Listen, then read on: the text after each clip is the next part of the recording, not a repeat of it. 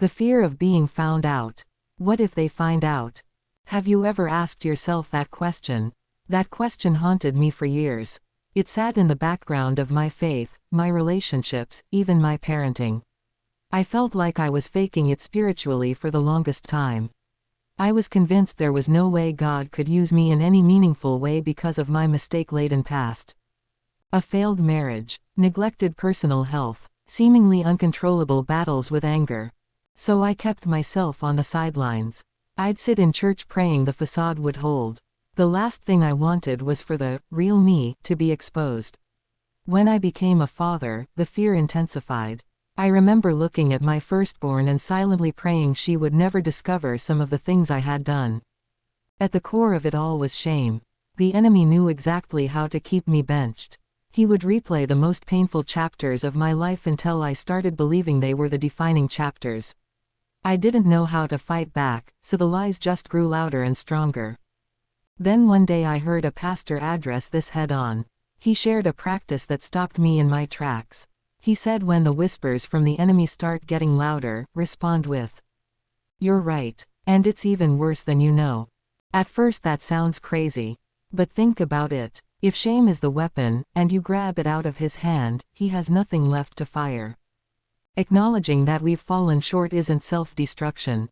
It's humility. And humility is the soil where God does his best work. The enemy is not sovereign. He is not all-knowing. He only attacks with what he can see and what he remembers. When we agree that we've sinned and fallen short, we aren't surrendering to him, we're surrendering to God. And when we say, "It's even worse than you know," we're reminding ourselves that our story isn't defined by what the enemy sees. It's defined by what Christ has already redeemed. For years I tried to fight darkness in the dark. That's a losing strategy. Staying in secrecy only gave shame more space to swing. I wouldn't swim in shark-infested waters and expect to win. Sharks are better swimmers, and they have one objective: destroy. Yet I kept stepping into environments of secrecy and isolation and wondering why I felt defeated. The breakthrough came when I stopped fighting in the dark and brought everything into the light. Real freedom began the moment I exposed what I thought disqualified me. Confession, honest conversations, naming the sin instead of managing the image. Psalm 139 says, "Lead me in the everlasting way."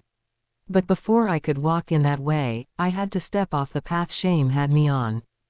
If you're carrying a "what if they find out" question, maybe it's time. The details are between you and God. But I know this: the enemy's strategy depends on you keeping it hidden. Shame thrives in secrecy. Grace does not. What you're hiding may feel like disqualification. In God's hands, it can become testimony. Step into the light. That's where freedom lives. Reflection questions. How has shame been shaping your decisions lately? Where are you fighting battles in the dark?